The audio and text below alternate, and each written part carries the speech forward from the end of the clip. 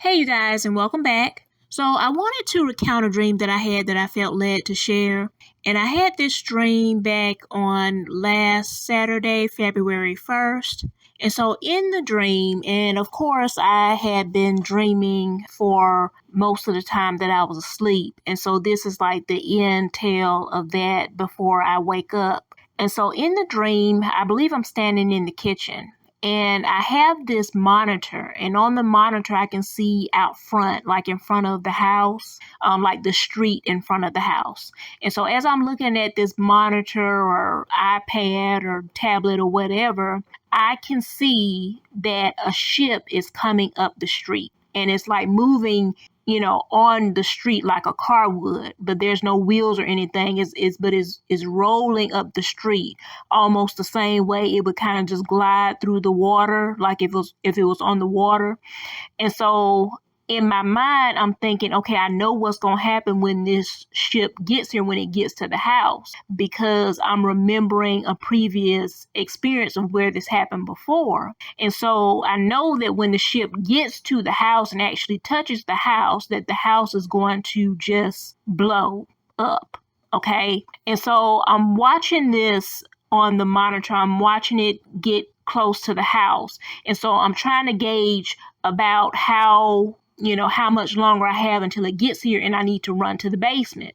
Because from my remembrance, the last time it happened, as long as I was able to get to the basement, I would be fine. And so that's what I'm thinking in the dream is I'm trying to gauge how much longer I have until the ship reaches the house before I have to stop what I'm doing and get down to the basement. And so I put the monitor or tablet or whatever down, and I go to the front door to actually look with my actual eyes to see where it is, like on the street, how close it is to the house. And so when I open the front door and I'm looking with my actual eyes as opposed to looking on the screen, I don't see anything. And it's not that I don't see anything. The only way I could describe it is if you've ever seen like those old like Predator movies, and when it goes into like invisible mode, you can't see it. Like you can't see actually what it is, but you can see something moving, but you can't actually see that it's Predator until they make themselves visible. And so that's what I was seeing when I'm looking with my natural eyes. I see something moving, but there's no way I would be able to make out that it was a ship. And like this ship, I'm not exactly sure what kind of ship it was. I believe it had like some red in it, some white and some red, maybe like a red streak or something like that. But it was huge. Okay. It was big. And so I'm like, well, when I was looking at it on the screen, I knew it was close. So even though I couldn't actually see it, I could just see like little like glitches or whatever. I knew that it had to be a lot closer than it was the last time I looked on the screen. And then I run back to go to the basement. And so in the last scene of the dream, I'm looking, it's almost like I have x-ray vision, and I can see somebody in what looks like to be their basement, and they're down there standing up, and it looks like a little square space. And on top of that, like immediately on top of that, I can see like the rubble from the house above the basement. I can see it just completely like just house parts, like paneling and rubble and things like that.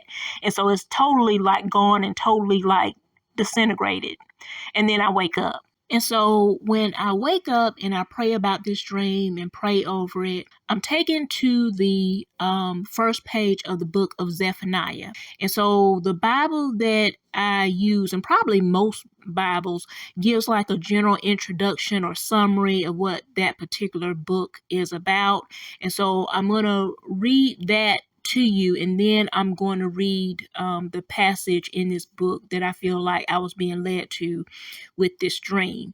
So it says the book of Zephaniah is a message of judgment. The prophet graphically uses the 53 verses of this book to describe the wrath which will come upon Judah, Philistia, Moab, Ammon, Ethiopia, and Assyria. The sins and subsequent destruction of Jerusalem are given special attention. Future blessings, though, are available to all God's people, Jew and Gentile alike, if they will obediently turn to Him. The promised remnant of Israel will be restored, and there will be worldwide rejoicing. And so the first chapter talks about Judah's coming destruction, and then it talks about the great day of the Lord. And so then it picks up at the second chapter, and that's where I'm going to begin reading, because this is the part that I believe is pertinent to the dream that I had. Gather yourselves together, yea, gather together, O nation not desired. Before the decree bring forth, before the day pass as the chaff, before the fierce anger of the Lord come upon you, before the day of the Lord's anger come upon you. Seek ye the Lord, all ye meek of the earth, which have wrought his judgment. Seek righteousness, seek meekness.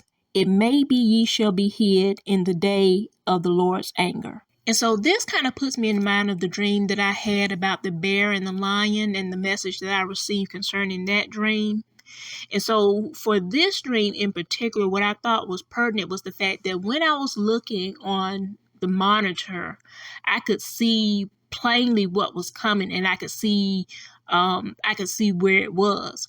But when I went to the door and I opened the door and I looked with my natural eyes, right? So if I was somebody who was just looking at a situation with my natural eyes, I wouldn't have seen what it was. I would have seen something moving. I would have saw some shadows, and I would have known something was there, some little glitches or whatever. But I wouldn't have been able to make out what it was or how close it was to me, right? So just looking with my natural eyes, I wouldn't have really seen anything that I would have thought was anything. But even though I couldn't see it with my natural eyes, the end result was the same, because the minute that ship would have reached the house, it would have just blown, right? So if I was somebody who didn't have that screen, that monitor, or whatever that was that I was looking at, and I'm just sitting there, and it got there to the house, then I would have just been caught off guard. I wouldn't have known anything. And I think that's really where we are in the world. Like, a lot of people know something is going on. They know something isn't right. Even people who are non-believers, they feel like something isn't quite right. Something feels different. It feels like, something's, getting ready to happen, but they don't quite know what. Even when you talk about like people who are in the Christian faith, they really don't know what's coming. They know something is coming. They know what they hope is coming. Many of them believe that the rapture is coming, that the minute this stuff this powder keg blows, that they gonna just be swooped up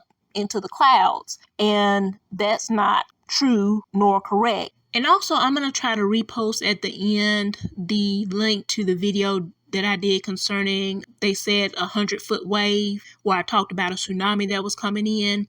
Because when I recounted that dream, when I remembered that dream, it kind of looked very similar to the buildings at the Greek island, Santorini, where they're having the earthquake swarms, and they believe that a volcano is getting ready to erupt. So I'm going to post a link to that video at the end of this one. Also, thinking about the description that I just read for the book of Zephaniah, there's also some earthquake swarming and possible volcano activity that's happening in parts of Ethiopia. And what I heard one person say was the activity in the Greek island it seems to be impacting the activity in the area in Ethiopia. So I kind of think that it's something that needs to be paid attention to, especially since one of the places that is listed in this book is Ethiopia and several other nations. And this last thing I'm going to mention before I close this video is, just like with what they said concerning Santorini and Ethiopia, concerning the earthquake swarms and the possible volcano activity under the ground. Similarly, and that was a video that I was going to do and I just forgot about, but in the United States, and this is something you can look up for yourself, there is something called a crack across America and a crack through America, and both cracks go through the New Madrid fault line. One goes from the Cascadia subduction zone and then it goes all the way to New Madrid. And then the other one goes from like the southeast all the way up to Canada. And so that was one of the fears that the scientists had, was those cracks in the Earth's surface underneath, that if a big enough earthquake happened in one of those fault zones, that it could trigger the other fault zone to also go. So you would have just a whole bunch of destruction because you have two different fault zones going at the same time.